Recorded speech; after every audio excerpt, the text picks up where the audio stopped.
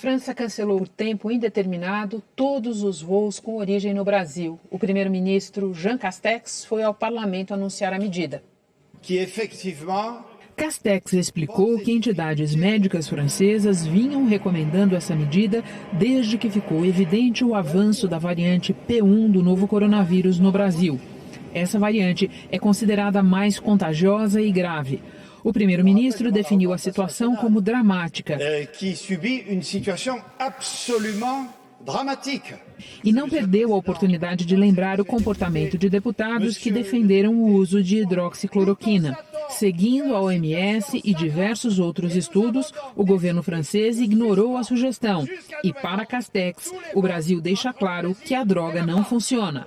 Il y a une chose que nous n'avons pas faite, c'est suivre vos préconisations. Vous avez écrit au président de la République en 2020 pour le conseiller de prescrire l'hydroxychloroquine. Et je vous signale que le Brésil est le pays qui l'a le plus prescrit. Monsieur le député, oui.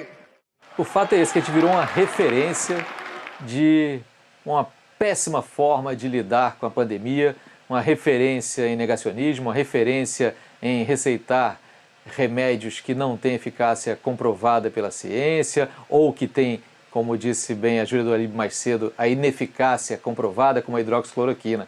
Então, é claro que muita gente se encheu de brios aqui desde ontem, dizendo que estão fazendo chacota especificamente com o Brasil. Não é exatamente isso. A chacota era com o deputado que tinha recomendado ao presidente Macron que aconselhasse o uso da hidroxicloroquina. Só que qual foi a referência que ele usou para fazer chacota com esse deputado? A referência somos nós. É o Brasil, onde a gente sabe, o presidente cansou de fazer propaganda de hidroxicloroquina, apareceu com o pacotinho ali, com a embalagem do remédio, disse que tomou, ofereceu até para uma ema ali no Palácio da Alvorada, enfim. Viramos esse personagem. E não só isso, se a gente for olhar outras publicações, a prestigiada revista New Yorker americana sai agora com uma matéria grande do John Lee Anderson, falando também da tragédia brasileira e do caos, do custo político que isso pode ter para o governo Bolsonaro, publicações britânicas também, francesas também. Somos este país agora, do qual as pessoas têm medo.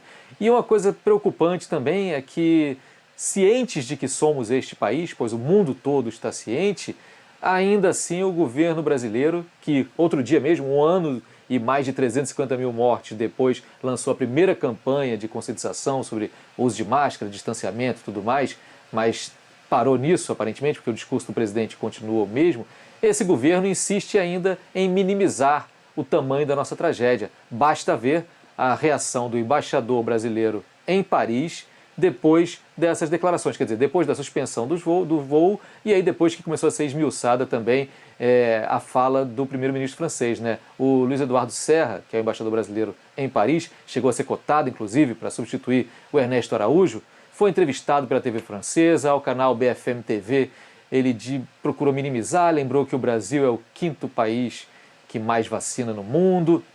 E aí ele não fez nenhuma comparação percentual em relação ao 1 milhão de habitantes. Já quando ele foi falar no número de mortes, ele não falou do número total de número de mortes no Brasil. Quer dizer, ele até falou 330 mil, quando a gente já sabe que de ontem para hoje já tinha mais de 350 mil mortes, né? Falou 330 mil e não fez e aí fez a comparação relativa por 1 milhão de habitantes, que coloca o Brasil numa posição, digamos, menos desfavorável em relação ao mundo. Ou seja, a diplomacia brasileira atuando, pelo menos na França, enfaticamente em defesa absoluta e total da posição do presidente do Brasil. É uma situação muito ruim, os olhos do mundo estão sobre o Brasil e a nossa imagem está péssima.